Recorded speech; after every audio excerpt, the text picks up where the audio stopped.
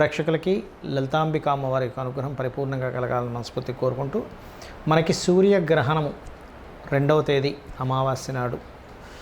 చాలామందికి సందేహం ఏంటంటే అసలు మనకు ఉందా లేదా అని అడుగుతున్నారు. మనకి ఇండియాలో లేదు, ఇది గుర్తుపెట్టుకోండి. దీని గురించి ఏమీ భయపడాల్సిన పని లేదు.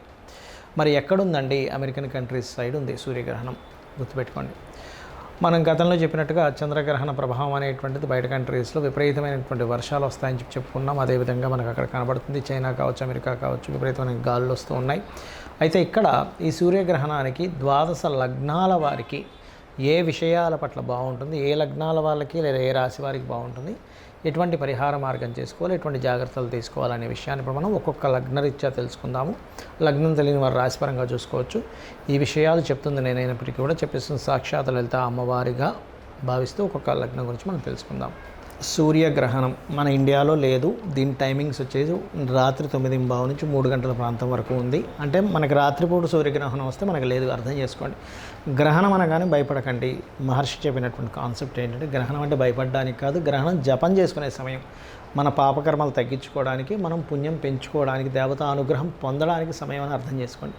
అయితే మరి మేషం వారికి ఇక్కడ ఎలాగో లేదు, మరి కొంత జాగ్రత్తలు తీసుకోవాలి. ఒక 40 రోజుల పాటు విదేశాల్లో ఉండేవాళ్ళు మరింత ఎక్కువ జాగ్రత్తలు తీసుకోవాలి. ఎందులో కలిసి వస్తుంది అంటే మేషం వారికి చాలా మంచిది ఈ గ్రహణం. ఎందుకు అంటే 6వ స్థానంలో గ్రహణం జరుగుతుంది. 6వ స్థాన గ్రహణం అనేటువంటిది ఎప్పుడైనా గుర్తుపెట్టుకోండి, అది చాలా చక్కటి ఫలితాలు ఇస్తుంది. అంటే ఎలాంటివి? కాంపిటీషన్స్లో సక్సెస్ ఇస్తుంది. అదేవిధంగా రుణాలు లభించేలా చేస్తుంది. పూర్వజన్మలో మీరు చేసినప్పుడు పుణ్యకర్మ ఇక్కడ క్లియర్ అవుతుంది, అంటే రావడం జరుగుతుంది దాని యొక్క కర్మ అనేటువంటిది. కాబట్టి ఇది చాలా మంచిది ఈ గ్రహణం.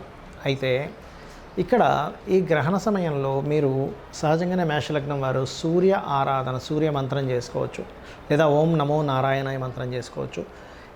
ఈ రవెల్లి కేతువు బుధుడితో కలిసి ఉన్నాడు కాబట్టి గణపతి స్తోత్ర పఠనం, గణపతి తర్పణం కూడా చేయొచ్చండి ఆ సమయంలో. ఎందుకంటే మీకు పంచమాధిపతి ఎవరైతే ఉన్నారో ఆయన కేతుతో కలిశాడు. ఏమంటే బాగుంది అంటున్నారు కదా, మంత్రం చేయాలంటే బాగున్నా మీకు ఇది గొప్ప యోగంగా అనుకోండి ఎప్పుడు కూడా గ్రహణాన్ని. అంతేగాని ఏదో భయపడిపోవడం, అమ్మో ఏదో అవుతుంది అనుకోవడం కాదు, దాని గురించి కాదు. గ్రహణం అనేటువంటిది బాగా అర్థం చేసుకోండి. అలాగే ఇంకోటి ఏంటంటే మీరు ఎక్కడైనా అప్పు కోసం ప్రయత్నం చేస్తున్నారు అనుకోండి, లోన్స్ కోసం ట్రై చేస్తుంటారు బ్యాంక్స్లో, ఈ గ్రహణ ప్రభావం వల్ల మీకు లోన్స్ లభిస్తాయి, అందులో ఎటువంటి సందేహం లేదు. కాకపోతే మీకు చంద్రగ్రహణం జరిగింది కదా, మీకు గతంలో జరిగింది కాబట్టి ఆ చంద్రగ్రహణం నుంచి 40 రోజుల పాటు మాత్రం ఇన్వెస్ట్మెంట్స్ విషయంలో చాలా జాగ్రత్తగా ఉండండి. ఇన్వెస్ట్మెంట్స్ అండ్ తండ్రి గారి ఆస్తికి సంబంధించిన విషయాల్లోని, వివాహ జీవిత భాగస్వామికి సంబంధించిన వాటిల్లో మనస్పర్ధల విషయంలో చంద్రగ్రహణ ప్రభావం ఉంటుంది. రవిగ్రహణం మాత్రం మీకు సూర్యగ్రహణం ఏదైతే ఉందో మంచి పాజిటివ్ ఫలితాలు ఇస్తుంది, అందులో ఎటువంటి సందేహం లేదు. గవర్నమెంట్ జాబ్స్ కోసం ప్రయత్నం చేసేవారు, లేదా గవర్నమెంట్ జాబ్స్లో నాకేదో ఇబ్బంది వచ్చేటట్టుంది అనుకునేవి కాస్త క్లియర్ అవ్వడం, అది ఎప్పుడు మీరు గణపతి సూర్య ఆరాధన చేస్తూ, సూర్య భగవానుని చూస్తూ ఓం భానుమండల మధ్యస్థ భైరవీ భగవాన్ని నమః చేసుకున్నట్లయితే బాగుంటుంది. ఇది చేయండి. మీకు ఒకవేళ గ్రహణ సంబంధించింది ఇంకా దోషం పోవాలంటే నేను వీడియో ఆఖరిలో ఎండింగ్లో మీకు దానాలు చెప్పాను, అవి చేసుకోండి. గ్రహణం తర్వాత గ్రహణ దోషం ఉన్నటువంటి వారు ఏ దానాలు ఇవ్వాలి?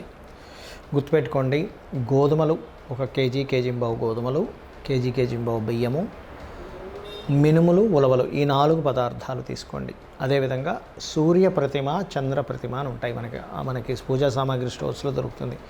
అదేవిధంగా మీకు నాగపడిగ ప్లస్ దీంతోపాటు ఒక ఇత్తడి గిన్నె, చిన్న ఇత్తడి గిన్నె తీసుకొని దాంతో నెయ్యి కూడా, ఆవు నెయ్యి కూడా పెట్టి, స్వచ్ఛమైన ఆవు నెయ్యి పెట్టి వీటిని దానంగా ఇవ్వాలి. మరి ఎప్పుడు ఇవ్వాలి? గ్రహణం అయిపోయిన తర్వాత ఆ రోజైనా ఇవ్వచ్చు. అదేవిధంగా మనకి నెక్స్ట్ డే కూడా ఇవ్వచ్చు, ప్రాబ్లం ఏం లేదు. అయితే ఈ గ్రహణ ప్రభావం మాత్రం 40 రోజులు ఉంటుంది, గుర్తుపెట్టుకోండి. మరి ఇక్కడ చాలామందికి ఏమండి మనకి నాకు డేట్ ఆఫ్ బర్త్ లేదు, టైం లేదు, నాకు అసలు ఏ రాశో కూడా తెలియట్లేదు, అలాంటప్పుడు నేను ఇవ్వచ్చా అని అడుగుతూ ఉంటారు. ఖచ్చితంగా ఇవ్వచ్చు, దోషమేం లేదు. అదేవిధంగా ఏ రాశో కూడా తెలియనటువంటి వారు జాగ్రత్త తీసుకోవాల్సింది ఏమిటి అంటే ముఖ్యంగా అప్పుల విషయంలో జాగ్రత్త పడాలి. సూర్యగ్రహణం న్యాచురల్ 6th హౌస్లో జరుగుతుంది కాబట్టి అనవసరంగా లిటిగేషన్స్లో ఇరుక్కుంటాను అనుకునేటువంటి విషయాల్లో జాగ్రత్త పడాలి. అంటే మనం ఊరికనే పోయి ఇందులో లిటిగేషన్స్ ఇరుక్కుంటాం, అటువంటివి ఏమైనా ఇరుక్కుంటామో లిటిగేషన్స్ అనుకునే విషయాల్లో చాలా జాగ్రత్తగా ఉండాలి. మీకు date of birth, time of birth లేనటువంటి వారు ఆరోగ్య సంబంధించిన విషయంలో జాగ్రత్త పడాలి. ఇది ఒకటి గుర్తుపెట్టుకోండి. అదేవిధంగా మనకు ఆ రోజు అమావాస్య కూడా వస్తుంది కాబట్టి అమావాస్య నాడు అమ్మవారి ఆరాధన చాలా మంచిది. మరియు ఈ అమావాస్య తర్వాత మనకి నవరాత్రులు వస్తున్నాయి కాబట్టి అమావాస్య రోజు పాటించాల్సింది కూడా ఏమిటంటే మీరు చక్కగా మధ్యాహ్నం పూట అంటే నెక్స్ట్ డే మనకి అమ్మవారి నవరాత్రులు స్టార్ట్ అవుతున్నాయి కాబట్టి మధ్యాహ్నం పూట నెయ్యి కలిపినటువంటి అన్నాన్ని తీసుకోండి. ఇది శాస్త్రంలో ఉన్నటువంటిది. రాత్రికి పలహారం తీసుకోండి. అలాగే అమావాస్య నాడు పూర్తి లలితా సహస్రనామాలు శ్రవణము లేదా పఠనం చేయండి. ఏమండి నేను ఆకలితో ఉండలేను అని అనుకునేటువంటి వారు పాలు లాంటివి తీసుకోవచ్చు ఉదయం పూట. అంటే మధ్యాహ్నమే చేయమన్నారు, ఉదయం అమావాస్య ఉండమన్నారు కదా ఉపవాసం అనుకుంటే ఒకటి శాస్త్రంలో ఏంటంటే చిన్నపిల్లలు, రోగగ్రస్తులు, అదేవిధంగా బాగా ఏజ్డ్ పర్సన్స్ ఉండాలని రూల్ ఏం లేదు. ఉపవాసం వాళ్ళకి శక్తి ఉంటేనే ఉండమని చెప్తుంది శాస్త్రం. అదేవిధంగా అమావాస్య నాడు బెల్లము, క్యారెట్స్ గోవుకి తినిపించండి. నవగ్రహాలకి ముఖ్యంగా నాకు ఏ డేట్ ఆఫ్ బర్త్లో ఏమీ లేవనుకునేటువంటి వారు ఇంకో రెమెడీ కూడా చేసుకోవచ్చు. ఏమిటది? గ్రహణ ప్రభావం పడకుండా ఉండాలంటే ఈ 40 రోజులు ఉంటుందని చెప్పాం కదా దీని ప్రభావము.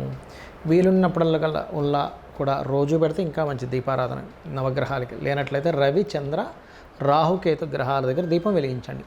ఎందుకంటే చాలా ప్రదేశాల్లో దానం తీసుకునే వాళ్ళు ఉండరు. ఇంకొన్ని ప్రదేశాల్లో అయితే, విదేశాల్లో అయితే అసలు గ్రహణం దగ్గర నవగ్రహాల దగ్గర దీపమే పెట్టినవరండి అంటూ ఉంటారు. అలాంటప్పుడు దానికి దూరంగా ఒక ప్రదేశం ఉంటుంది దీపం పెట్టడానికి. అక్కడ మీరు ఇది రవికి, ఇది చంద్రగ్రహానికి, ఇది రాహుకి, ఇది కేతువుకి అని కూడా పెట్టవచ్చు దీపం. గుర్తుపెట్టుకోండి. ఇలా చేసినా సరే దోషం పోతుంది.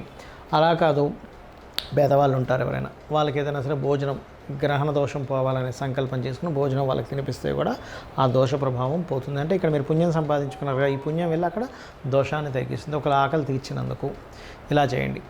అదేవిధంగా ఇక్కడ ఏంటంటే గ్రహణ సమయంలో చాలామంది ఏంటంటే ఏమండి ప్రెగ్నెన్సీతో ఉండేటువంటి లేడీస్ ఇక్కడ మనం ఉండాలంటే ఇండియాలో ఏమీ ఉండక్కర్లేదు. ఎందుకంటే ఇండియాలో రాదు ఈ గ్రహణం. బయట దేశాల్లో ఉండేటువంటి ప్రెగ్నెన్సీ లేడీస్ మాత్రం జాగ్రత్తగా ఉండాలి. అందులో ప్రధానంగా సూర్యగ్రహణం ఇక్కడ జరుగుతుంది కాబట్టి ఎవరెవరు ఎక్కువగా జాగ్రత్తగా ఉండాలి? వృషభ లగ్నం వారు లేదా వృషభ రాశి వారు మెయిన్గా జాగ్రత్తగా ఉండాలి. లేదా కన్యవారు, ఎందుకంటే కన్యలో గ్రహణం జరుగుతుంది కాబట్టి కన్యవారికి ఎక్కువ ప్రభావం ఉంటుంది. కన్యకి, వృషభానికి, మకరానికి ఎక్కువ ప్రభావం ఉంటుంది. ఇంకొంచెం ప్రభావం సింహానికి, తులకి ఉంటుంది. కానీ మంచి మాత్రం మేషలగ్నానికి ఉంటుంది, మంచి కర్కాటకానికి ఉంటుంది, వృశ్చికానికి, ధనస్సుకి మంచి ప్రభావం ఉంటుంది సూర్యగ్రహణం. కాబట్టి ఇవి చేయండి ఖచ్చితంగా. మీకున్నటువంటి ఇంకోటి ఏంటంటే గ్రహణము అనగానే మహర్షి మనకు చెప్పిన కాన్సెప్ట్ ఏంటంటే ఇది ఒక యోగం. ఇది ఒక యోగంగా అనుకుని ఆ సమయంలో జపం చేయండి.